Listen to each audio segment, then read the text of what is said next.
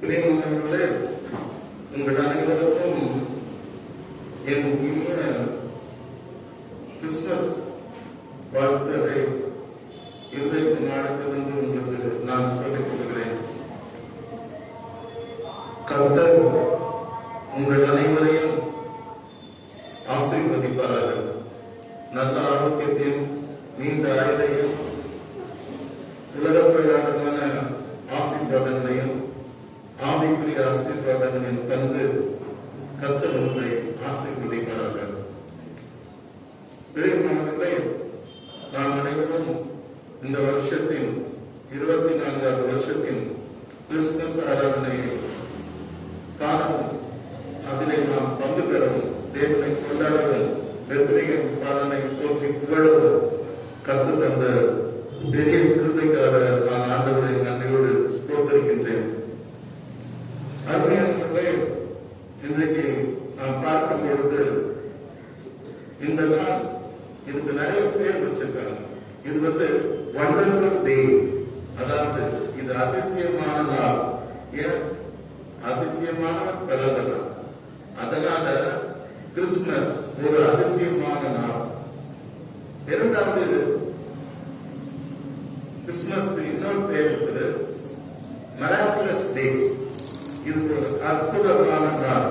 ஏன் அற்புதமானவர் பிறந்த நாள், அற்புதமானவர் இயேசு பிறந்த நாள். ஆகவே அவர் பிறந்து இனி அற்புதங்களை செய்ய போகிறார். ஆகவே இது அற்புதமான நாள். அருமையானவர்களே, உலகத்திலே 1000 பண்டிகைகள் இருக்கலாம், 1000 ஃபெஸ்டிவல்ஸ் இருக்கலாம். ஆனால் உலகத்திலேயே பெரிய பண்டிகை எதுவென்றால் கிறிஸ்துமஸ் தான்.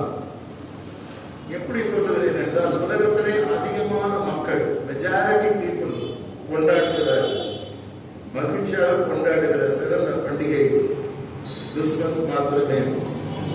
அருமையானவர்களே, கிறிஸ்து பிறப்பின் பண்டிகை போன்று உலகமெங்கும் மகிழ்ச்சியோடு கொண்டாடப்படுகிற பண்டிகை எந்த பண்டிகையுமே இல்லை.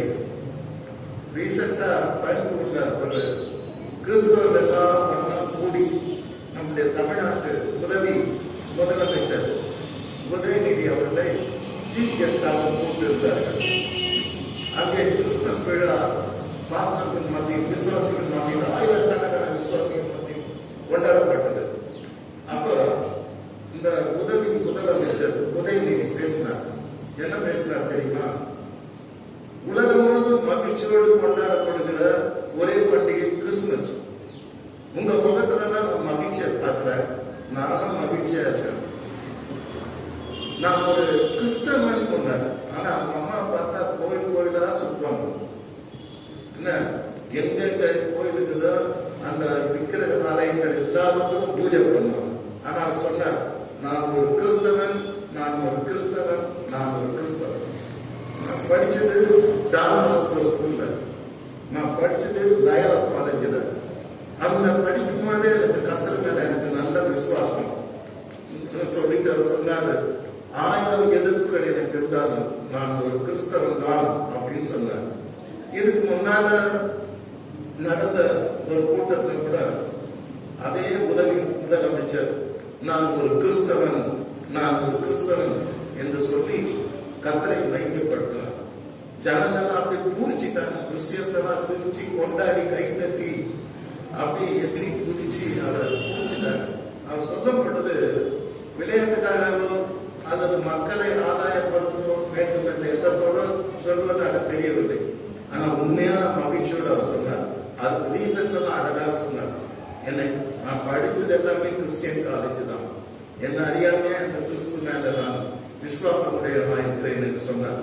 ஆகவே அவர் என்ன சொல்ல வந்தார்னா, உலகம் முழுவதும் மகிழ்ச்சியோடு கொண்டாடப்படுகிற ஒரு பண்டிகை ஒன்று உண்டானால் மந்திரி சொல்றார், அதான் கிறிஸ்துமஸ். அல்லேலூயா. ஆகவே அவர் இன்னொன்னு சொன்னார், அன்னைக்கு வந்து கிறிஸ்துவ ஆரம்பிக்கிறதும் பார்த்து உங்க முகத்துலலாம் நான் மகிழ்ச்சியை பார்க்கிறேன், இயேசுவின் மகிழ்ச்சி, நானும் மகிழ்ச்சியா இருக்கிறது உண்மையில பேசினார். இதை பாராட்டுக்குரிய விஷயம். நம்ம எல்லாருமே அதை அப்ரிஷியேட் பண்ண வேண்டி இருக்கிறது. இயேசு கிறிஸ்துவின் பிறப்பை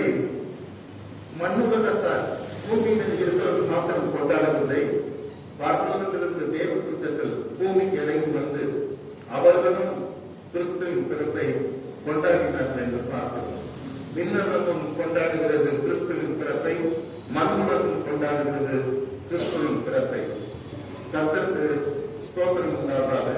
உலகத்திலே பிக்கஸ்ட் ரிலீஜன், பெரிய மதம் கிறிஸ்டியானிட்டி தான். கிறிஸ்தவ மதம் தான் உலகத்திலே பெரிய மதம். அதை பற்றி கொஞ்சம் கூட சந்தேகமே இல்லை. உலகத்திலேயே உண்மையான கடவுளுடைய அவதாரம் உண்டானால் நிறைய பேர் நிறைய அவதாரம் பண்றாங்க. உலகத்திலேயே உண்மையான கடவுளுடைய அவதாரம் இயேசு கிறிஸ்து மாத்திரமே. இயேசு கிறிஸ்து தேவனுடைய அவதாரம், இன்கார்னேஷன் ஆஃப் காட். தேவன் மனிதனாக வந்தார், மனுஷ வடிவில் வந்தார், தேவன் மனுஷ அவதாரம் எடுத்தார். அவர்தான் கர்த்தராக இயேசு கிறிஸ்து. உலகத்திலே 1000 சரித்திரங்கள் இருக்கலாம், 1000 வரலாறுகள் இருக்கலாம்.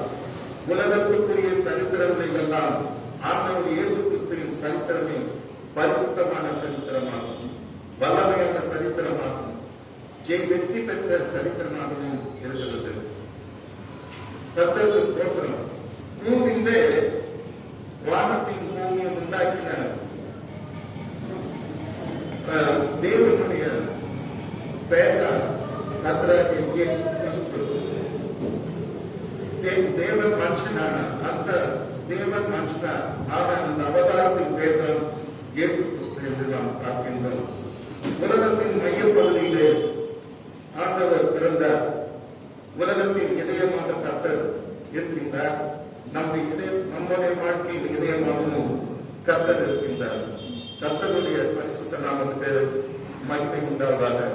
அருமையானவர்களே, இதுக்கு முன்னால நான் தேவனுடைய செய்தியை கொடுக்கும் பொழுது கர்த்தர் வரப்போகிறார், தேவன் மனித அவதாரத்திற்கு வரப்போகிறார் என்பதை குறித்து முதல் தீர்க்கதரிசனமாக அறிவித்தவர் தேவனை அறிவித்தார். ஆதாம், ஏவாள், சாத்தான், தேவன் பொழுது தேவன் தன் நியாயத்தை சொல்லுகிறார். கிறிஸ்துவின் வித்தாக வருவார், கன்னிமரியின் வயிற்றில் பிறந்தார். அவர் சாத்தானின் தலையில் நசுங்குவார். அவர் மறுபடியும் வெற்றி பெற்று உயிர்த்தெழுந்து தேவனை விட்டு பிரிந்த அந்த மனித இனத்தை மீண்டும் தேவனோடு இணைப்பார் என்று அவர் கர்த்தரே பிரசங்கம் பண்ணினார். கர்த்தரே முன்னறிவித்தார். கர்த்தரே தீர்க்கதரிசனம் உரைத்தார். அவர் வரப்போகிறதை குறித்து மனுஷனாக இயேசு என்ற நாமத்திலே வரப்போகிறதை குறித்து என்று பார்க்கிறோம். அப்போ எப்படி வருவார், எந்த சந்ததியில் வருவார் என்று நாம் பார்க்கும் பொழுது ஆண்டவர் ஆபிரகாமை தெரிந்து கொள்ளுகிறார். ஆபிரகாமை தெரிந்து கொண்டு ஆபிரகாமை பார்த்து முன் சந்ததியின் மூலமாக பூமியில் உள்ள வம்சங்கள் எல்லாம் ஆசீர்வதிக்கப்படும். முன் சந்ததியின் மூலமாக பூமியில் உள்ள ஜாதிகள் எல்லாம் ஆசீர்வதிக்கப்படும். அது ஏனென்றால் தேவன் மனுஷனாக இயேசு என்ற நாமத்திலே ஆபிரகாமின் முன் சந்ததியில் தான் வருவார் என்று சொன்னார்.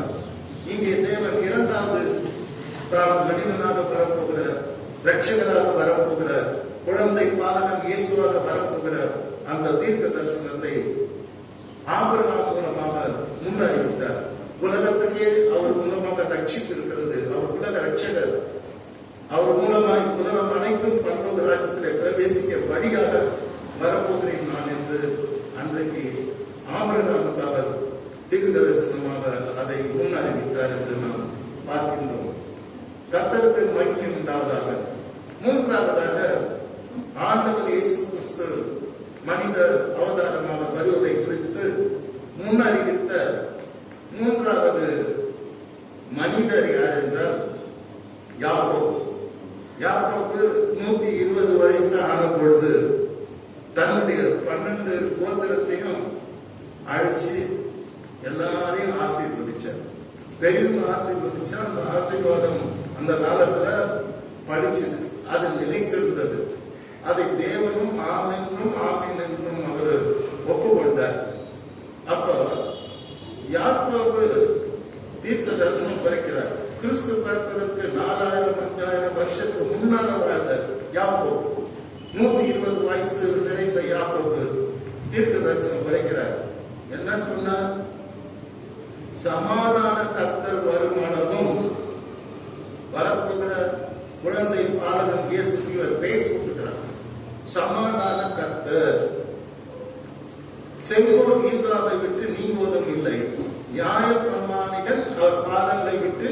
ஒழிவதும் இல்லை. ஜனங்கள் அவரிடத்தில் சேருவார்கள், ஜனங்கள் அவரிடத்தில் வருவார்கள் என்று தீர்க்கதரிசனமாக உரைத்தார். யூதா கோத்திரத்துக்கு தான் அவர் ஆண்டவர் இயேசு கிறிஸ்து பிறப்பார் என்று அவர் சொன்னார். ஆண்டவர் இயேசு கிறிஸ்து யூதா கோத்திரத்துக்கு சிங்கமாக இருக்கிறார். யூதா கோத்திரத்திலே தான் ஆண்டவர் இயேசு கிறிஸ்து பிறந்தார். அருமையானவர்களே, யாக்கோபு 1000 வருஷத்துக்கு முன்னால வாழ்ந்த அந்த மனிதன் வரப்போகிற கிறிஸ்து எப்படி இருப்பார்? What is his character, what is his attributes, அவருடைய சுவாபங்கள் என்னவாக இருக்கும் என்பதை பற்றி சொல்லும் பொழுது அவர் சமாதான கர்த்தர் என்று அவரை புகழ்ந்து சொல்லுகிறார். அருமையானவர்களே, வரப்போகிற கர்த்தராகிய இயேசு கிறிஸ்து சமாதான கர்த்தராக இருப்பார் என்று சொன்னார். நாம் ஆராதிக்கிற ஆண்டவர் இயேசு கிறிஸ்து சமாதான கர்த்தராக இருக்கிறார். சமாதானத்தின் ஆரம்பமாக இருக்கிறார், சமாதானத்தின் முடிவாக இருக்கிறார், சமாதானத்தின் வல்லலாக இருக்கின்றார், சமாதானத்தை வாழி வளர்ந்தவராக இருக்கிறார் என்று நாம் பார்க்கின்றோம். கிதியோனுக்கு கர்த்தர் தரிசனமானார். அப்பொழுது அவன் தரிசனத்தை பார்த்தார். கிதியோனை ஊழியத்துக்கு அழைத்தார். அவன் செய்ய வேண்டிய வேலைகளெல்லாம் சொன்னார். பிற்பாடு அவர் பலி வைக்கணும், அக்கினிலே அதை பட்சித்தார். உடனே அவன் பயந்து போய் கர்த்தரை பார்த்த, நான் செத்து போயிடுறேன்னு அழகும். கர்த்தர் சொன்னார், நீ சாவதில்லை, உனக்கு சமாதானம், நீ எனக்கென்று நீ ஊழியம் செய்ய வேண்டும் என்று கிதியோனை கர்த்தர் தெரிந்து கொண்டார். அப்பொழுது கர்த்தருக்கு ஒரு பலிபீடத்தை கிதியோன் கட்டி அங்கே பலியிட்டு அந்த இடத்துக்கு ஷாலோம் என்று பெயர் வைத்தார். ஷாலோம் என்று சொன்னால் கர்த்தருக்கு சமாதானம், சமாதான கர்த்தர். எப்படி யாக்கோபு சொன்னாரோ சமாதான கர்த்தர் வருவார் என்று அதே கிதியோன் சொல்லுகிறார். யெகோவா சமாதான கர்த்தராக இருக்கிறார். அவருடைய பெயர் யெகோவா ஷாலோம். யெகோவா ஷைலோ என்று சொல்வார்கள், யெகோவா ஷாலோம் என்றும் சொல்வார்கள். அது மாத்திரமல்ல, கானான் தேசத்தை இஸ்ரவேல் ஜனங்கள் பிடித்த பிற்பாடு 12 கோத்திரத்துக்கும் நாடுகள் பிரித்து கொடுக்கப்பட்டது. அப்பொழுது சீலோவாம் என்ற இடத்துல, ஷைலோ சீலோவாம் கர்த்தருக்கு சமாதானம் என்ற இடத்திலே அவர்கள் ஆசரிப்பு கூடாரத்தை நிரவி அங்கே கர்த்தரை தொழுது கொண்டார்கள். கர்த்தரை தொழுது கொள்ளுகிற இடத்தை யெகோவா ஷாலோம் என்று அவர்கள் அழைத்தார்கள், யெகோவா ஷைலோ என்று அழைத்தார்கள். யாக்கோபு சொன்னபடி சமாதான கர்த்தர் இருக்கிற இடம் என்று தேவனை ஆராதிக்கிற இடத்தை அழைத்தார்கள் என்று நாம் பார்க்கின்றோம். ஆண்டவர் இயேசு கிறிஸ்து வருவதற்கு முன்பதாக 700 வருஷத்துக்கு முன்னால் வாழ்ந்த ஏசாயா தீர்க்கதரிசி சொல்லுகிறார், நமக்கு ஒரு பாலகன் பிறந்தார், நமக்கு ஒரு குமாரன் கொடுக்கப்பட்டார், கர்த்தர் தோளின் மேல் இருக்கும், அவர் நாமம் அதிசயமானவர், ஆலோசனை கர்த்தர், வல்லமையுள்ள தேவன், நித்திய பிதா, சமாதான பிரபு எனப்படும் என்றார். அல்லேலூயா. இங்கே யாக்கோபு சமாதான கர்த்தர் என்று சொல்லுகிறார். இங்கே தீர்க்கதரிசி ஏசாயா 5 முறை அவருக்கு உடையவராக வரப்போகிற இயேசு இருப்பார் என்று சொல்லும் பொழுது கடைசி நாமமாக அவர் சமாதான பிரபுவாக இருப்பார் என்று சொல்லுகிறார். கர்த்தருக்கு மகிமை உண்டாவதாக. நாம் ஆராதிக்கிற தேவன் சமாதான கர்த்தராக இருக்கிறார், சமாதான பிரபுவாக இருக்கிறார். பெத்லகேமிலே பிறந்திருக்கிற ஆண்டவர் இயேசு கிறிஸ்து நமக்கு சமாதானத்தை கொடுக்கும்படி வந்தார், உலகத்துக்கு சமாதானத்தை கொடுக்கும்படி வந்தார். குறிப்பிட்ட ஒரு இனத்துக்கோ குறிப்பிட்ட ஒரு ஜாதிக்கோ அவர் சமாதானத்தை கொடுக்க வரவில்லை. உலகத்துக்கே சமாதான கர்த்தராக, உலகத்துக்கே சமாதான பிரபுவாக, உலகத்துக்கே அவர் சமாதானத்தை வாரி வழங்குகிற வல்லலாக அவர் பிறந்தார். அதை குறித்து ஒரு பாட்டு இருக்கிறது, நாம் முடிஞ்ச வரைக்கும் பார்க்கணும்.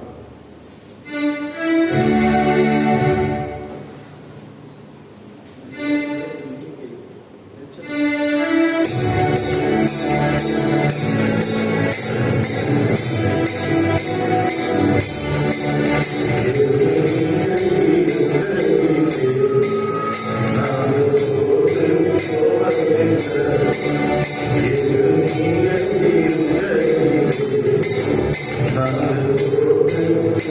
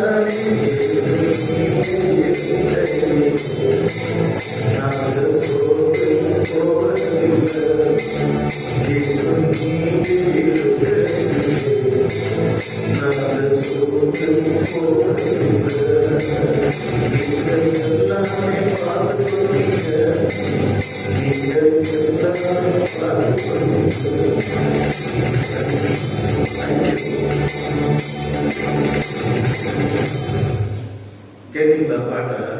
என்ன புரிஞ்சுக்கிறீங்க? சமாதானக்காரனர் நீங்க தானே. இதை யார் சொன்னது? யாக்கோபு சொன்னது.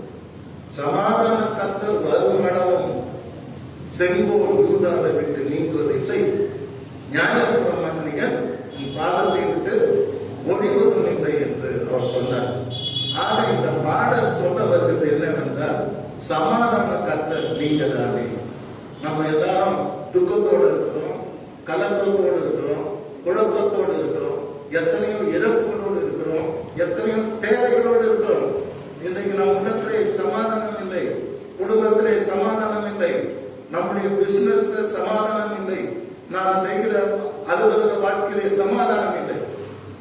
கொஞ்சம் அவரை பாருங்க, நீங்க எல்லாமே பார்த்து கொள்வீங்கன்னு சொல்லி விசுவாசத்தோடு ஆண்டவரே எனக்கு பிரச்சனைகள் எல்லாம் தீர்த்து நீங்க சமாதானம் கொடுப்பீங்க அப்படின்னு நீங்க பார்த்தீங்கன்னா நிச்சயம் பெத்லகேம் பாலம் சமாதான பிரபு இயேசு ஆண்டவர் உங்களுக்கு சமாதானமான வாழ்க்கை தர இன்றைக்கு பெத்லகேமிலே ஆண்டவர் பிறந்திருக்கிறார். கர்த்தர் உங்களை ஆசீர்வதிப்பாராக. சமாதான பிரபுவாக இப்பொழுது ஏசாயா தீர்க்கதரிசி அவரை குறித்து தீர்க்க தரிசனம் உரைக்கின்றார். இன்றைக்கு ஆண்டவர் கலகத்தின் தேவனாயிராமல் சமாதானத்தின் தேவனாயிருக்கிறார் என்று வேதம் சொல்லுகிறது. அவருடைய சமாதானத்தை நீங்கள் ருசித்திருக்கிறீர்களா? அவருடைய சமாதானத்தை நீங்கள் அனுபவிக்கிறீர்களா? ஒரு மனிதனுக்கு எவ்வளவு கோடி பணம் இருந்தாலும், எவ்வளவு கோடி சொத்து இருந்தாலும், எவ்வளவு பெரிய அழகு இருந்தாலும், எவ்வளவு பெரிய பர்சனாலிட்டி இருந்தாலும், எவ்வளவு பெரிய பாப்புலாரிட்டி இருந்தாலும், புகழ் இருந்தாலும், மனுஷனுக்கு சமாதானம் இல்லைன்னு வச்சுக்கிட்டு அவங்க செத்தப்பணும். வாழ்றதும் சரி, உயிரோடு இருக்கிறதும் சரி, ரெண்டுமே ஒண்ணுதான். யார் ஆசீர்வதிக்கப்பட்ட மனுஷன்னா, எந்த மனுஷன் புருஷையில இருக்கலாம், எந்த மனுஷன் மனசுலையும் இதயத்துல சமாதானத்தோட வாழ்றானோ அந்த மனுஷன் தான் ஆசீர்வதிக்கப்பட்ட மனுஷன். உலகம் கொடுக்கக்கூடாத, எடுக்கக்கூடாத சமாதானத்தை கொடுக்கும்படியாக ஆண்டவர் இயேசு கிறிஸ்து இந்த உலகத்திலே வந்தார். மூன்றாவதாக அவருடைய சமாதானத்தை குறித்து பேசினவர்கள், பிரசங்கித்தவர்கள், முன்னுரைத்தவர்கள் யார் என்றால், மூன்றாவதாக முதல் யாக்கோபு, இரண்டாவது ஏசாயா தீர்க்கதரிசி, மூன்றாவது பரலோகத்தில் வந்த தூதர்கள். வேதம் சொல்லுகிறது, ஆண்டவர் இயேசு கிறிஸ்து மாட்டுத் தொழுவத்திலே பிறந்திருந்த பொழுது, முன்னணியிலே அவர் பிறந்திருந்த பொழுது வானத்திலிருந்து தூதர்கள் வந்து சொன்னாங்க, அவர் கர்த்தராகிய கிறிஸ்து என்னும் ரட்சகர் உங்களுக்கு தாவீதின் ஊரில் பிறந்திருக்கிறார், முன்னணியிலே அவரை வைத்திருக்க காண்பீர்கள், இதுவே உங்களுக்கு அடையாளம், துணிகளிலே சுற்றி அவரை முன்னணியிலே கிடைத்திருக்க காண்பீர்கள், இதுவே உங்களுக்கு அடையாளம் சொல்லிட்டு அவங்க இறங்கி வந்த பெரிய தூதனும், பரலோகத்திலிருந்து ஆயிரக்கணக்கான தூதர்களும் பூமிக்கு இறங்கி வந்து ஒரு பெரிய பாடலை பாடினார்கள். அந்த சனமே பரம சேனையின் திரள் அந்த தூதனுடனே தோன்றி, உன்னதத்தில் இருக்கிற தேவனுக்கு மகிமையும், பூமியிலே சமாதானமும், மனுஷர் மேல் பிரியமும் உண்டாவதாக என்று சொல்லி தேவனை துதித்தார்கள் என்று நாம் பார்க்கின்றோம். அருமையானவர்களே, இந்த பரலோகத்திற்கு வந்த ஆயிரக்கணக்கான தூதர்கள், அந்த இடமே தேவ மகிமையான வெளிச்சத்தினால நிறைந்து பிரகாசிக்கிறது. ஆனால் அந்த தூதர்களும் சொன்ன செய்தி என்னவென்றால், தேவனுக்கு அவர் பிறப்பின் மூலமாக பிறந்திருக்கிற ஆண்டவர் இயேசு கிறிஸ்துவின் மூலமாக, தாவீதின் ஊரிலே பிறந்திருக்கிற ஆண்டவர் இயேசுவின் மூலமாக தேவனுக்கு மகிமை, பூமியிலே சமாதானமும், மனுஷர் மேல் அன்பும் பிரியமும் உண்டாவதாக என்று சொல்லி தேவனை துதித்து பாடினார்கள். இங்கே நாம் பார்க்கிறோம், தேவதூதர்கள் கொடுக்கிற செய்தியிலே பூமியிலே சமாதானம் என்று சொல்லுகிறார்கள். அருமையானவர்களே, இன்றைக்கு ஆண்டவர் இயேசு கிறிஸ்து இந்த பூமிக்கு உலக ரட்சகராக, உலக மீட்பராக, பாவிகளை ரட்சிக்க உலகத்துக்கு வந்தவராக ஆண்டவர் இயேசு கிறிஸ்து இந்த உலகத்திலே வந்தார். வந்ததனுடைய நோக்கம் என்ன? பூமியிலே வாழ்கின்ற மக்களுக்கு சமாதானத்தை கொடுக்க வந்தார்.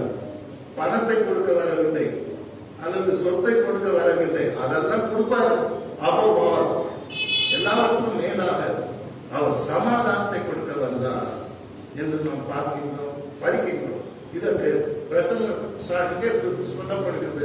பரலோகத்திலிருந்து வந்த தூதர்கள் பிரசங்கம் பண்றாங்க. They are preaching, go to Jesus. He will grant you peace to your mind and soul and your heart and your family. உன் வாழ்க்கையிலே அவர் சமாதானத்தை கொடுக்க பிறந்திருக்கிறார். ஆண்டவர் இயேசு கிறிஸ்து உலகத்துக்கு சமாதானத்தை கொடுக்க பிறந்தவர். இந்த உலகத்துக்கு சமாதானம் வேண்டும் என்றால், உலகத்தை வாழ்கின்ற ஒவ்வொரு தேசத்து குடிமக்களுக்கும் சமாதானம் வேண்டும் என்றால், அவர் வர வேண்டிய இடம் கர்த்தராகிய இயேசு கிறிஸ்து. பெத்லகேம் பாலனிடம் அவர் வருவாரானால் நிச்சயம் கர்த்தர் சமாதானத்தை தருவார். ஆண்டவர் இயேசு சொன்னார், என்னிடத்தில் வாருங்கள், நான் உலகம் கொடுக்கக்கூடாத, எடுக்கக்கூடாத சமாதானத்தை நான் உங்களுக்கு கொடுக்கிறேன் என்றார். ஆண்டவர் ஒரு தடவை கூட உங்களுக்கு பாத்தீங்கன்னா பொருள் கொடுப்பேன், சொத்து கொடுப்பேன், ஆஸ்தி கொடுப்பேன், ஆயுச கொடுப்பாடின்னு இயேசு கிறிஸ்துவனுடைய பிரசங்கம் இதுக்குமே இருக்காது. வருத்தப்பட்ட பாரம் சுமக்கிறவர்களே, நீங்கள் எல்லாரும் என்னிடத்தில் வாருங்கள், நான் உங்களுக்கு இளைப்பாறுதல் கொடுப்பேன். I will give you rest. மனுஷனுக்கு அதான் வேணும், அதான் வேணும். அது இருக்குதா? சமாதானம் இருக்குதா? மனசுல இளைப்பாறுதல் இருக்குதா? இல்லைன்னா பரவாயில்ல, கர்த்தர்கிட்ட வாங்க, அவர் எல்லாமே பார்த்துப்பார். பார்த்துன்னு உங்களுக்கு சமாதானத்தை கொடுப்பார். மூன்றாவது அடுத்தபடியாக இந்த செய்தியை சொல்லுகிற 1, 2, 3, 5ஆவதாக இந்த செய்தியை சொல்லுகிறவர்கள் தேவதூதர்கள். பூமியிலே சமாதானம் ஒரு குறிப்பிட்ட தேசத்துக்கு மாத்திரம் அல்ல, இந்தியாவுக்கு மாத்திரம் சமாதானம் கொடுக்க இயேசு வரவில்லை. அமெரிக்காவுக்கு மாத்திரம் சமாதானம் கொடுக்க ஆண்டவர் இயேசு கிறிஸ்து பெத்லகேம் பாதனை வரவில்லை. அவர் உலகத்துக்கே சமாதானத்தை கொடுக்க வந்தார். அவர் பேர் சமாதான பிரபு. இன்றைக்கு உலகம் அவரை அணுகட்டும். இன்றைக்கு உலகத்திலே சமாதானம் இல்லை. ஹமாஸ் இஸ்ரேலுக்கு ஆயிரக்கணக்கான மக்கள் சாவு, பொருளாதார சேதம், நிறைய பேர் விதவைகள், நிறைய பேருக்கு காயங்கள், நிறைய பேருக்கு ரத்தம் சிந்துதல், உக்ரைன் ரஷ்யா யுத்தம், உலகம் முழுவதும் அமைதி இல்லை. இதெல்லாம் வர வேண்டிய ஒரே ஒரு இடம், ஒரே ஒரு காரணம், ஆண்டவர் இயேசு கிறிஸ்துவை வர வேண்டும். பெத்லகேம் பாதத்தில் வர வேண்டும். அவர் சமாதானம் கொடுக்க இன்றைக்கும் காத்துக் கொண்டிருக்கின்றார். அருமையானவர்களே, நம்முடைய கர்த்தர் சமாதான காரணராய் இருக்கின்றார். இயேசு கிறிஸ்து யார்? சமாதானம் கொடுக்கிறவர். அவர்கிட்ட நிறைய சமாதானம் இருக்கிறது. கர்த்தர் நமக்கு நம் புத்திக்கும் அறிவுக்கும் எட்டாத சமாதானத்தை தேவன் கொடுக்கிறவராயிருக்கிறார். நம்ம புத்திக்கு அறிவு எட்டாத மேலான சமாதானம் நம் இருதயங்களையும் சிந்தைகளையும் ஆண்டு கொள்ளும் என்று சொல்லுகிறார். சமாதானம் கொடுக்கிறவராக ஆண்டவர் இயேசு கிறிஸ்து இருக்கிறார். கர்த்தருடைய பரிசுத்த நாமத்துக்கு மகிமை உண்டாதாக. கர்த்தர் உங்களை ஆசீர்வதிப்பாராக.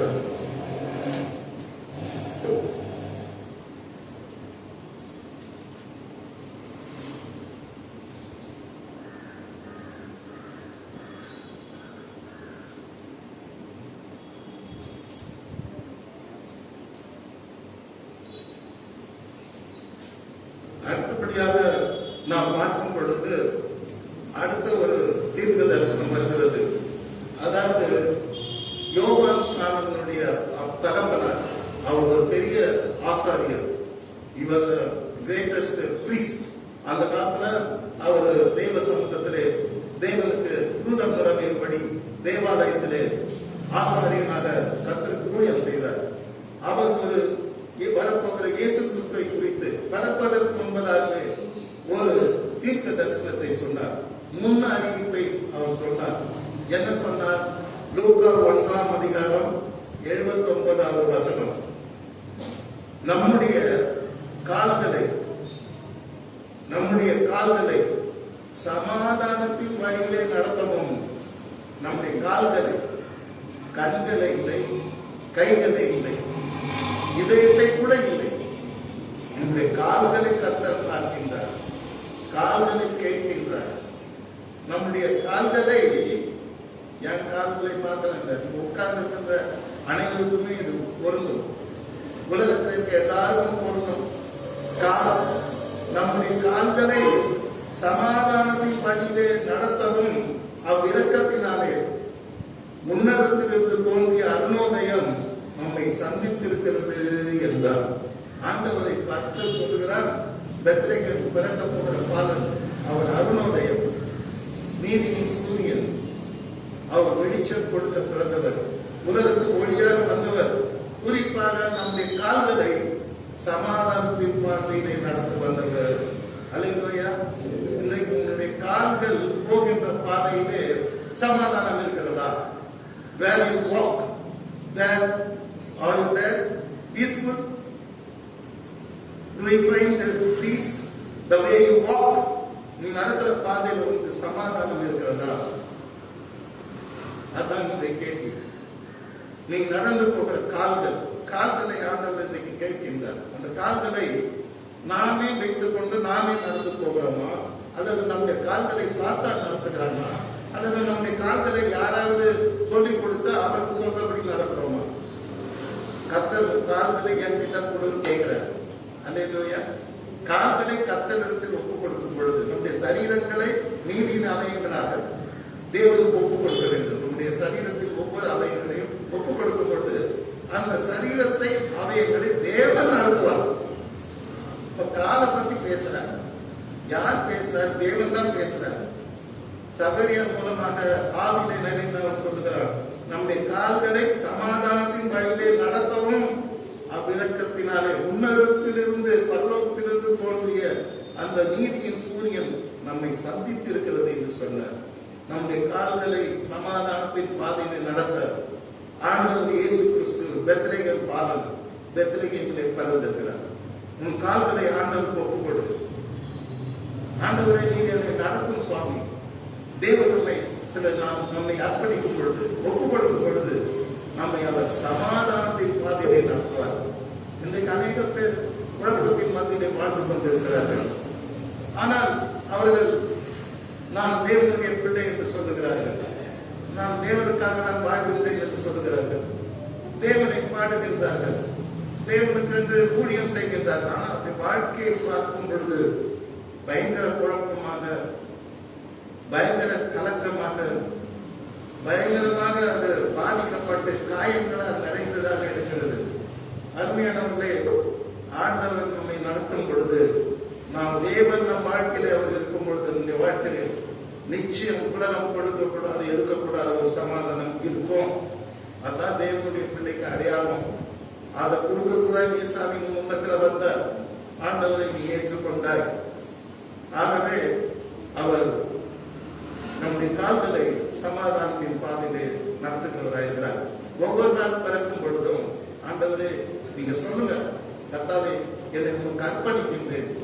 என்னுடைய கால்களை, என்னுடைய குடும்பத்தை, என்னுடைய அபிஷியல் லைஃபை, என்னுடைய ஸ்பிரிச்சுவல் லைஃபை நீ சமாதானத்தின் பாதையில் நடத்தும். என் கால்களை இடத்துல ஒப்புக் கொடுக்கிறேன். என் கால்களை நடத்தும் என்று நீங்கள் ஜெபம் பண்ணுங்கள். கட்டாயம் உங்கள் கால்களை சமாதானத்தின் பாதையிலே ஆண்டவர் இயேசு நடத்துவார். பெத்லகேம் பாலன் நடத்துவார். அதுக்காக தான் அவர் பார்த்தார். அல்லேலூயா. கர்த்தர் உங்களை ஆசீர்வதிப்பாராக. ஏசாயா தீர்க்கதரிசி ஆண்டவர் இயேசு கிறிஸ்துவை குறித்து 53ஆம் அதிகாரம் 5ஆம் வசனத்தை சொல்லுகிறார். நம்முடைய மீறுதல்களின் நிமித்தம் அவர் காயப்பட்டார், நம்முடைய அக்கிரமங்களின் நிமித்தம் அவர் நொறுக்கப்பட்டார். நமக்கு இங்கதான் பிடிக்கிற பாயிண்ட். நமக்கு என்னது? எனக்கு வேற உனக்கு வேற கிடையாது. இப்ப பிரிச்சு பார்க்க கூடாது. நமக்கு, உலகத்தில் இருக்க எல்லா நமக்கும் ஒன்னா சேர்க்கணும். நமக்கு சமாதானத்தை கொண்டு வரும் ஆக்கினையை அவர் என்ன பண்ணார்? அவர் மேல் வந்தது. அவருடைய தழும்புகளால் குணமாகிறோம். உலகத்துக்கு சமாதானத்தை கொடுக்கின்ற ஆக்கினை. நமக்கு பாவத்தின் நிமித்தம் அடைய வேண்டிய ஆக்கினையை தேவன் ஏற்றுக்கொண்டார். பாவத்தின் தண்டனையை ஏற்றுக்கொண்டார். பாவத்தின் நிமித்தம் நம்மே வர வேண்டிய ஆக்கினையை தேவன் ஏற்றுக்கொண்டார். கேட்டீங்களா? நம்முடைய துக்கங்களை சுமந்தார், பாடுகளை சுமந்தார், பாவங்களை சுமந்தார், அவர் நம்முடைய பலவீனங்களை சுமந்தார், எல்லாவற்றையும் சுமந்தார். தேவனோடு நம்மை சமாதானப்படுத்துகிற அந்த சமாதானத்தை கொண்டு பண்ணும் ஆக்கினையை ஆண்டவர் சிலுவையில் ஏற்றுக்கொண்டார். அல்லேலூயா. ஒப்புரவாகுதலின் ஊழியத்தை, பூலோகத்தில் உள்ளவைகளையும் பரலோகத்தில் உள்ளவைகளையும் ஒப்புரவாக்குகின்ற அந்த சமாதானத்தின் ஊழியத்தை ஆண்டவர் சிலுவையிலே ரத்தம் சிந்தி அவர் மீட்டார். தேவனுக்கு தூரமாய் இருந்த நாம் இப்பொழுது அவருடைய ரத்தத்தினாலே அவருக்கு சமீபமாக நாம் மாறுவோம். கர்த்தருடைய பரிசுத்த நாமத்துக்கு மகிமை உண்டாவதாக. இங்கே நாம் பார்க்கும் பொழுது ஏன் இங்கே ஆண்டவர் எழுதுகிறார்? சமாதானத்தை கொண்டு கொள்ளும் ஆக்கினை அவர் ஏற்றுக்கொண்டார். மக்களுக்கு சமாதானம் இல்லை. ஆண்டவர் கிட்ட வரும்போது அவர் எல்லா பாவங்களையும் கல்வி சமாதானத்தையும் சந்தோஷத்தையும் நமக்கு ஆண்டவர் என்ன பண்றார்? கொடுக்கின்றார். சமாதானத்தை கொண்டு கொண்டு மாற்றினை அவர் சிலுவை மரத்திலே அவர் ஏற்றுக்கொள்ளபடியாக இந்த உலகத்தில் வந்தார். அந்த சிலுவையை நாம் நம்பி போய் இருக்கும் பொழுது நிச்சயம் நமக்கு சமாதானம் உண்டு. கர்த்தர் உங்களை ஆசீர்வதிப்பாராக. அதுக்கு அடுத்தபடியாக வாழ்ந்த தீர்க்கதரிசி சொல்லுகிறார், இவரே சமாதான காரணர், இவரே சமாதான காரணர். ரொம்ப அழகா சொல்வார், இவரே சமாதான காரணர். அசீரியன் மீகா 5:5 எல்லாம் எடுத்து படிங்க. இவரே சமாதான காரணர். அசீரியன் நம்முடைய தேசத்தில் வரும்போதும் நம்முடைய அரண்மனைகளை மிதிக்கும் போதும் 7 மெய்ப்பரையும் மனுஷரின் 8 அதிபதிகளையும் அவனுக்கு விரோதமாக நிறுத்துவேன் என்று ஆண்டவர் சொல்லுகிறார். மீகா தீர்க்கதரிசி ஒரு சிறிய தீர்க்கதரிசியாக இருந்தாலும் அவர் உரைத்த அந்த தீர்க்க தரிசனம், அந்த முன்னாடி திட்டல் என்னவென்றால், இவரே சமாதான காரணர். பெத்லகேமிலே பிறந்திருக்கிற இயேசுவே சமாதான காரணர். அவரை அள்ளி அணைத்துக் கொள்ளும் பொழுது நம் உள்ளமெல்லாம் சமாதானத்தினால் நிறைந்திருக்கும். அவரை அள்ளி அணைத்துக் கொள்ளும் பொழுது நம் மனதெல்லாம் சமாதானத்தினால் நிரம்பும். நம் கண்ணீரெல்லாம் துடைக்கப்படும். நமக்கு ஆறுதல் கிடைக்கும். கர்த்தர் நம் புலம்பலை ஆனந்த கழிப்பாக மாற்றுவார். இவரே சமாதான காரணர். What a sentence this is. What a wonderful saying this is. என்ன அற்புதமான வார்த்தை, சமாதான காரணர். He is the root cause for peace. இவரே சமாதான காரணர் என்று நீங்க அங்கே தீர்க்க தரிசனம் உரைக்கிறார். பழைய காலத்தில் நம்முடைய கீர்த்தனை பாட்டு நிறைய பேர் இப்ப பாடுறது, ஆனா உலகம் முழுவதும் பாடுறாங்க அந்த பாட்டு. அந்த பாட்டுல என்ன வரும்னா, மீகா சொன்ன தீர்க்க தரிசனத்தை பேஸ் பண்ணி எழுதிக்கணும், சமாதான காரணர் அப்படின்னு வரும். ஆகவே நான் பாடுறேன், நீங்க கேளுங்க, முடிஞ்ச வரைக்கும் நான் பாடுறேன். நிறைய இன்ட்ரெஸ்ட்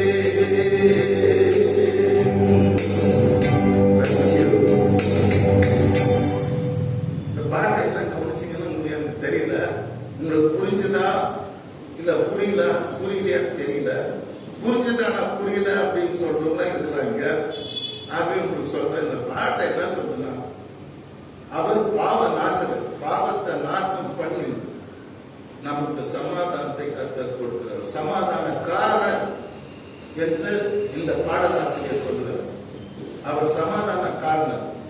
மன்னோர் யாரும் எழுந்து அந்த விண்ணோர் போல் கம்பீரித்து பெத்லகேம்ல கூடுங்க, ஜென்ம செய்தியை கூறுங்க, அவர் பிறப்பு செய்தியை கூறுங்கன்னு ரொம்ப எழுச்சியா பாடுறார். ஆனா இந்த பாடலெல்லாம் இன்றைக்கு கிறிஸ்தவ கிறிஸ்தவ மக்களால் மறக்கப்பட்டிருக்கிறது. அதை குறித்து நான் துக்கப்படுகிறேன். ஆனால் இன்றைக்கும் 200-300 வருஷத்துக்கு முன்னால் எழுதப்பட்ட இந்த பாடல் பாடப்பட்டு கொண்டுதான் இருக்கிறது. கிறிஸ்துமஸ் வரும்போதெல்லாம் இதை பாடாமல் இருக்க மாட்டார். ஏனென்றால் மீகா தீர்க்கதரிசி சொன்னபடி அவர் சமாதானக்காரராக இருக்கின்றார். கர்த்தருடைய பரிசுத்த நாமத்துக்கு மகிமை உண்டாவதாக.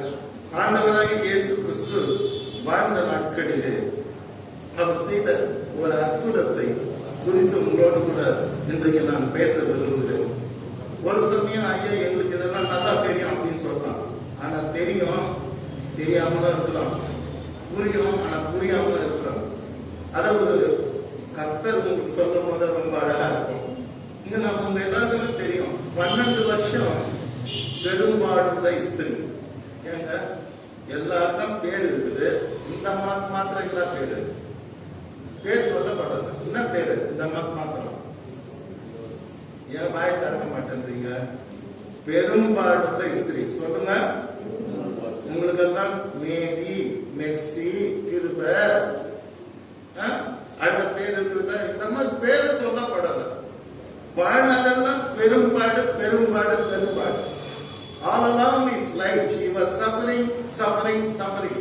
கண்ணீர் கண்ணீர் கண்ணீர், வேதனை வேதனை வேதனை. எப்ப பார்த்தாலும் கதறு. பிகாஸ் அவருக்கு ஒரு நோய் இருந்தது. 12 வருஷமாக அந்த நோய் அவர்களை ஆட்டி படைத்தது, அலைகழித்தது, நிம்மதி இல்லாமல் செய்தது, சமாதானத்தை இழக்க செய்தது, இரவும் பகலும் கண்ணீர் சுற்றி செய்தது ஒரே ஒரு நோய் தான். அந்த நோய் பற்றி நாம் உங்களுக்கு எல்லாம் நல்லா தெரியும். ஆகவே அந்த அம்மா பேர் சொல்லப்படாது. பேர் என்னது?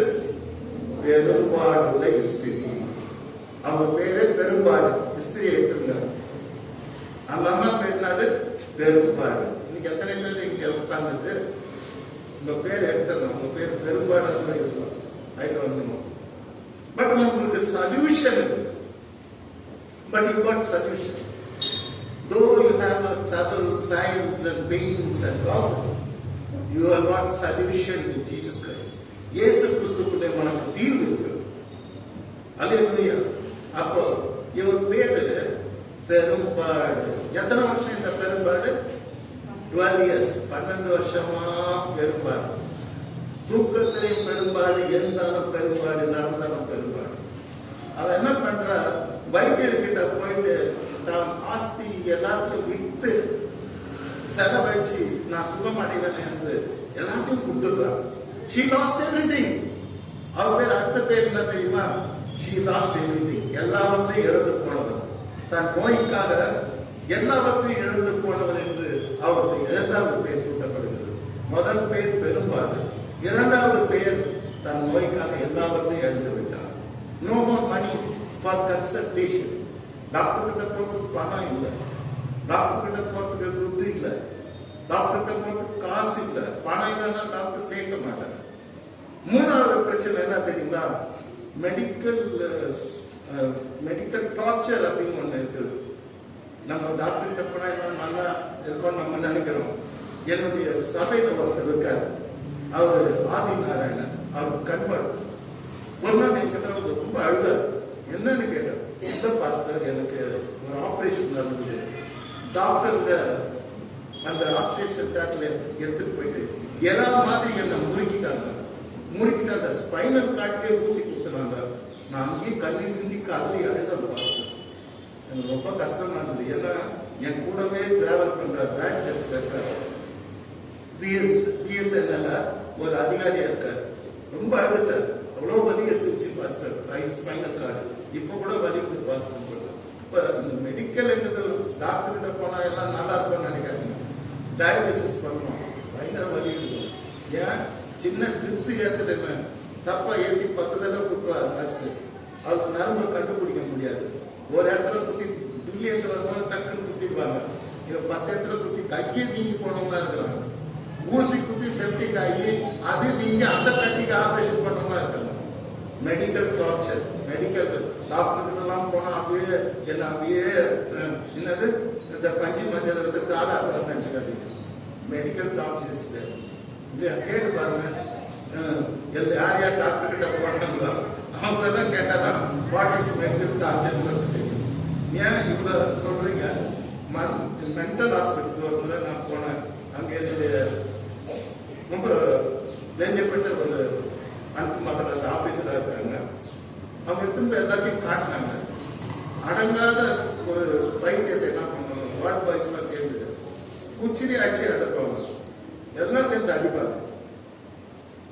அந்த ராத்திரி நான் பார்த்து 30 வருஷத்துக்கு முன்னால பார்த்த அந்த சீன் எங்க இன்னும் என் மனசுல நிற்குது. Medical torture.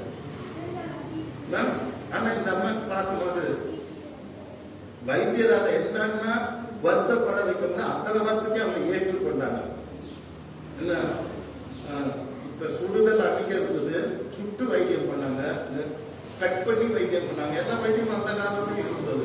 எல்லாம் பார்த்தோம், எல்லாம் ஃபெயிலியர், தோல்வி அடைந்த ஒரு அன்பு மகள் இருந்தீங்க நான் பார்த்தீங்க. அவங்க சொல்றாங்க, இவ்வளவு நான் பண்ணியும் நான் சற்று குணமடைகிறது. போனது பணம், இன்னும் கொஞ்சம் காதி அதிகமாச்சு தவிர கொஞ்சம் கூட எனக்கு குணமாக என் வாழ்க்கையே வருத்தமுள்ள வாழ்க்கை அப்படின்னு சொல்றாங்க. ஆனா இப்போ ஒரு குட் நியூஸ், இயேசு கிறிஸ்து வாழ்ந்த நாட்களிலே அவர்கள் வாழ்ந்தார்கள்.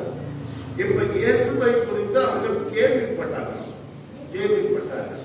யாரோ சொல்றாங்க, நீ இத்தனை டாக்டர் கிட்ட போனிய, புது டாக்டர் வந்திருக்கிறார், கத்திட்டா இருக்க மாட்டார், டாக்டர் கொடுக்க மாட்டார், ஒண்ணு செய்ய மாட்டார், நீ அவர்கிட்ட போனீங்கன்னா நிச்சயம் நீ சுகம் அடைவார், அவர் சுகம் தரும் தெய்வம் என்று சொன்னார்.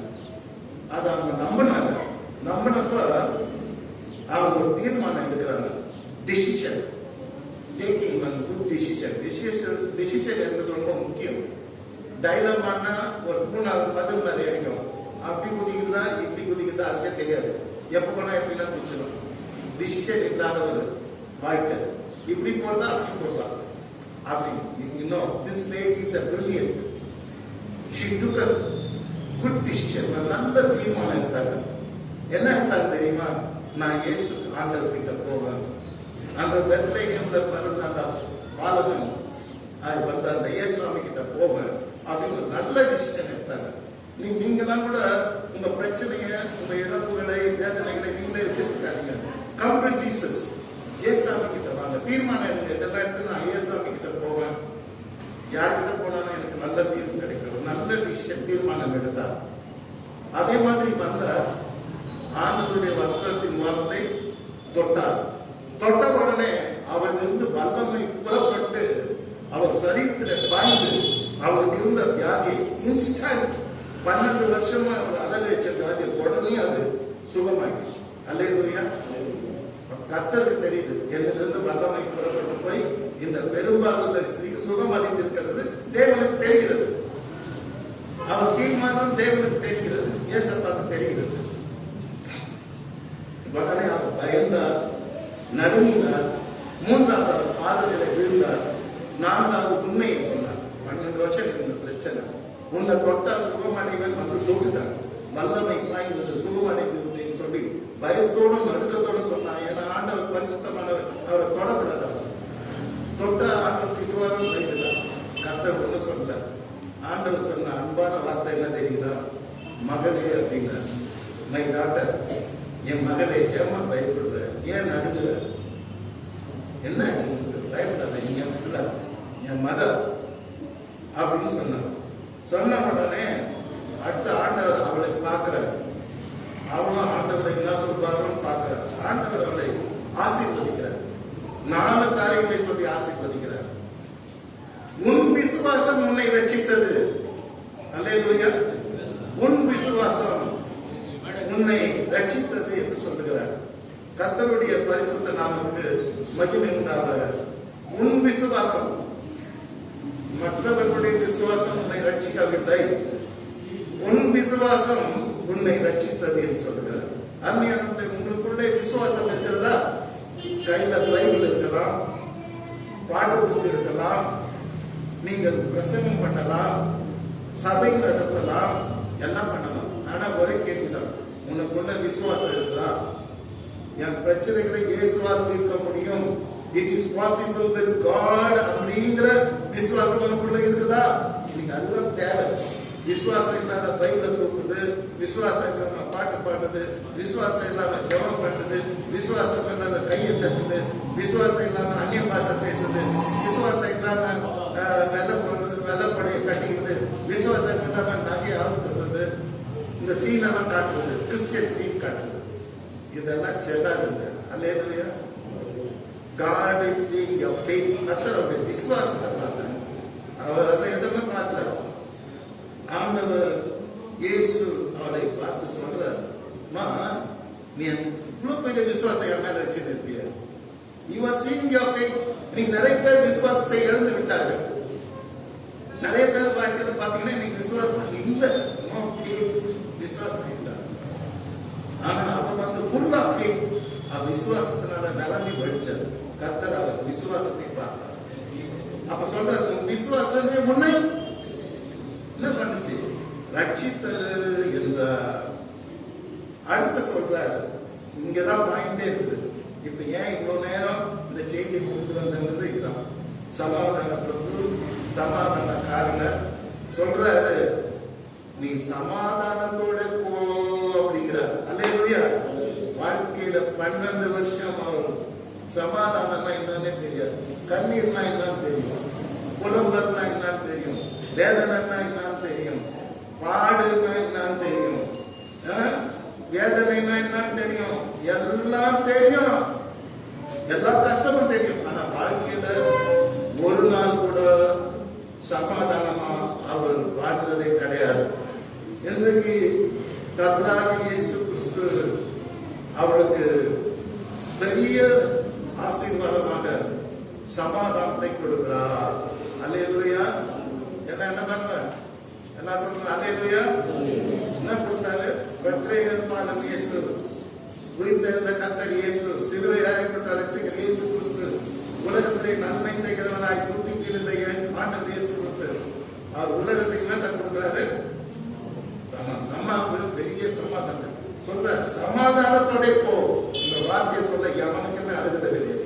இந்த உலகத்துல தோன்றிய யாரும் அழுகிறது கிடையாது. ஆண்டவர் இயேசு கிறிஸ்துவர்களுக்கு தான் இந்த வார்த்தையை சொல்ல அழுகிறது இருக்கிறது. நீ சமாதானத்தோடு போ, நான் சமாதானப்பட்டு உனக்கு சமாதானத்தை கொடுக்க நான் பிறந்தேன், சிலுவையில் அறையப்பட போகிறேன், சமாதானத்தை கொடுக்க, பீஸ்ஃபுல்லா போ, லைஃப் என்ஜாய் பண்ணுன்னு சொன்னார். அல்லேலூயா. அடுத்து சொல்றாரு, உன் வேதனை இதோட நீங்கிட்டு.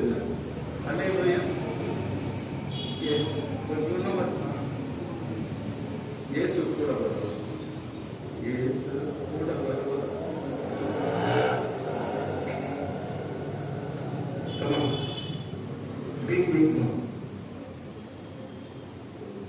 வேதனை நீங்கி நேர்ந்தீர, வேதனை உனக்கு வேதனை இனிமேல் இல்லை. No more pain, no more sickness, no more disease, nothing. இனிமே உனக்கு ஒண்ணுமே கிடையாது.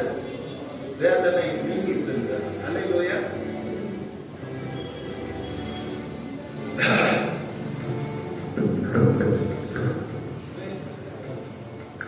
ஒரு பாட்டுக்கு சூப்பரா நச்சுங்க.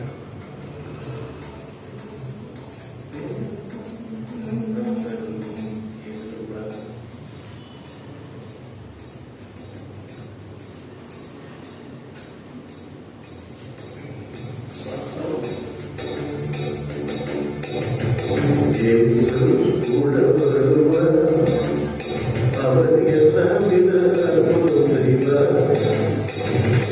இயேசு கூட வருவார், அவர் எல்லாவித அற்புதம் செய்வார். வேதனை துன்பங்கள் நீக்கிடுவார், வேதனை துன்பங்கள் நீக்கிடுவார். சமாதானம் சந்தோஷம் எனக்கு தருவார், சமாதானம் சந்தோஷம் எனக்கு தருவார். இயேசு கூட வருவார், அவர் எல்லாவித அற்புதம் செய்வார். இயேசு கூட வருவார், அவர் எல்லாவித அற்புதம் செய்வார். கடவுளை கஷ்டங்கள் நீ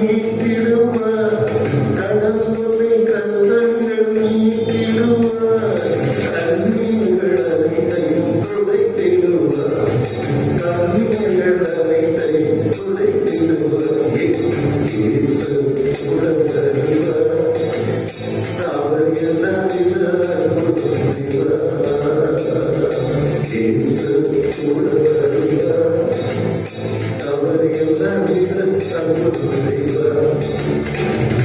வேதனை துன்பங்கள் நீக்கிடுவார், வேதனை துன்பங்கள் நீக்கிடுவார், சமாதானம் சந்தோஷம் எனக்கு தருவார், சமாதானம் சந்தோஷம் எனக்கு தருவார்.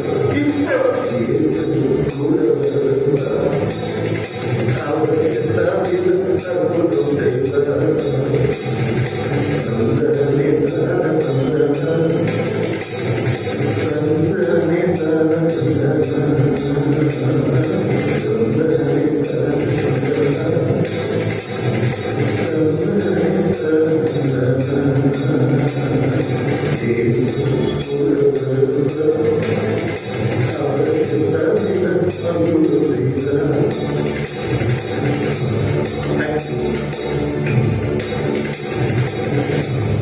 கேட்டீங்களா பாட்டு?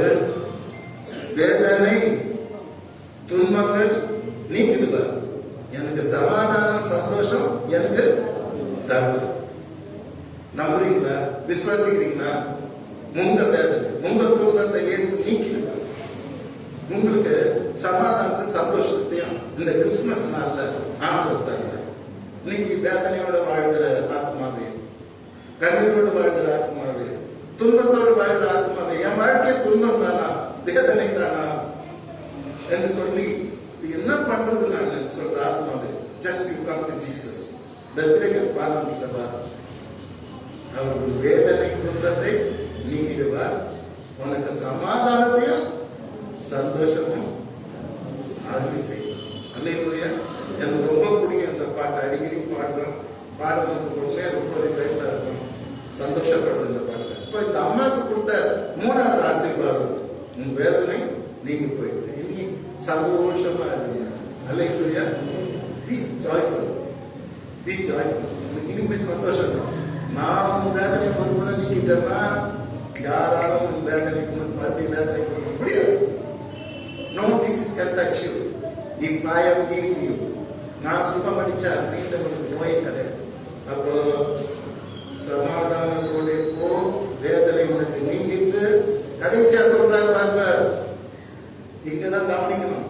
பெத்லகேம் பாலனை பார்த்து ஏசப்பா சொல்றாரு, கடைசியா சொல்றாரு, நீ சுகமாயிருந்தாரு.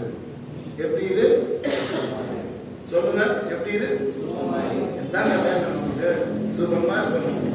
கேட்டீங்களா? சுகமா இருக்கிறத ப்ரீச்சிங் பண்ணணும். அது 1 மணி நேரம் அனாவசியமா ப்ரீச்சிங் பண்ணலாம். இல்ல கொஞ்சம் நீங்க ஏமாந்தீங்கன்னா 1 மணி நேரம் பேசுங்க. கேட்டீங்களா? மோசமான பாஸ்டர் தான், லாங் ப்ரீச்சர் தான். கேட்டீங்களா? அப்போ சுகம் இல்லைன்னா என்னென்ன பண்ண முடியும்? மனுஷன் சுகமா இருந்தா தான் எல்லாம் பண்ண முடியும். வேலைக்கு போய் கூட வேலை செய்ய முடியும், இல்லைன்னா வேலைக்கு போய் தப்பா வேலை செய்யும். கேட்டீங்களா? இது கூட ஒரு பாட்டு, பிரியமானது. You will bring the song from the novel. That is also a same slope.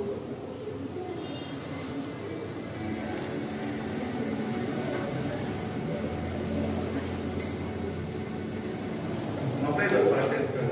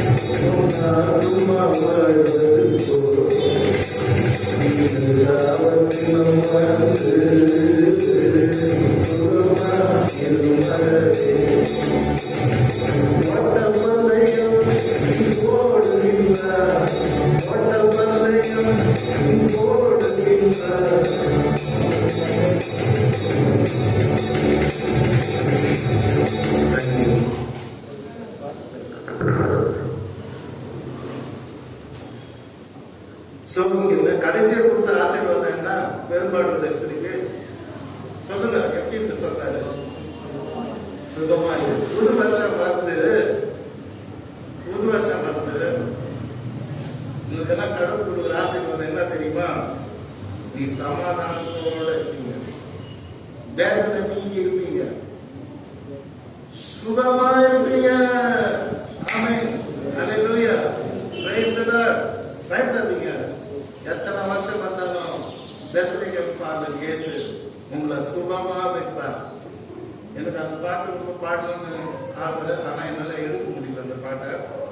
சுகமா இரு மகனே வரும், அப்புறமா சுகமா இரு மகளே வரும். மகளையும் கர்த்தர் நேசிக்கிறார், மகளையும் போல மகனையும் நேசிக்கிறார். No partiality.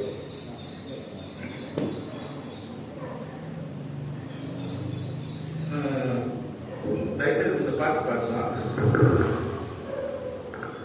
எல்லாரும் முடிஞ்சா விருப்பப்பட்ட கை தட்டணும். சுகமா இருக்கணும்.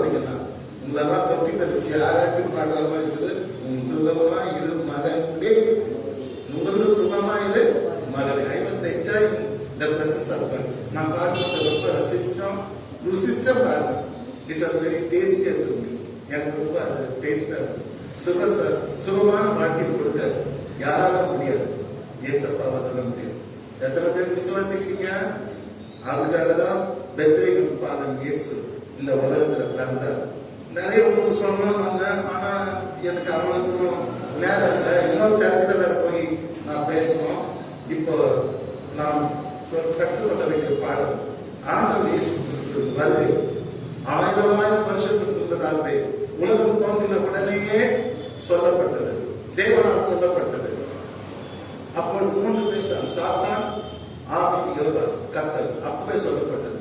இயேசு வித்தாக வருவார், சிலுவையில் அறையப்படுவார், உயிரோடு எழுந்திருப்பார் சொல்லப்பட்டது. ஆபிரகாமுக்கு தேவன் சொன்னார், உன் சந்ததியிலே பூமியில் உள்ள வம்சங்கள் எல்லாம் ஆசீர்வதிக்கும். இப்போது யாக்கோபு சொல்லுகிறார், சமாதான கர்த்தர் வருவார், யூதா கோத்திரத்திலே வருவார். ஏசாயா தீர்க்கதரிசி சொல்லுகிறார், சமாதான பிரபு வருவார். இப்பொழுது ஆண்டவர் இயேசு கிறிஸ்து பிறந்து விட்டார். பரலோகத்திற்கு தேவதூதர்கள் சொல்லுகிறார்கள், இயேசு கிறிஸ்து சமாதான பிரபு வந்து விட்டார், போய் பாருங்க, அவரை பணிந்து கொடுங்க, இதை பிரசித்தி பண்ணுங்கன்னு சொல்லி சொன்னார் என்று நாம் பார்க்கிறோம். நம்முடைய கால்களை ஆண்டவர் சமாதானத்தின் பாதையில் நடத்துவார். கர்த்தர் அனைவரையும் இந்த நன்னாளிலே ஆசீர்வதிப்பாராக. கேட்ட பாட்டை உங்களுக்காக ஆண்டவர் பாட வச்சாருங்க. சுகமாய் இரும் மகளே, சுகமாய் இரும் மகளே, உங்கள் சுகவாக்கி இயேசு கொடுப்பார். எத்தனை பேர் விசுவாசித்தீங்க? அழாதீங்க, கவலைப்படாதீங்க, நல்ல சந்தோஷமா இருக்க, பி ஹாப்பி, புது வாழ்க்கை வந்த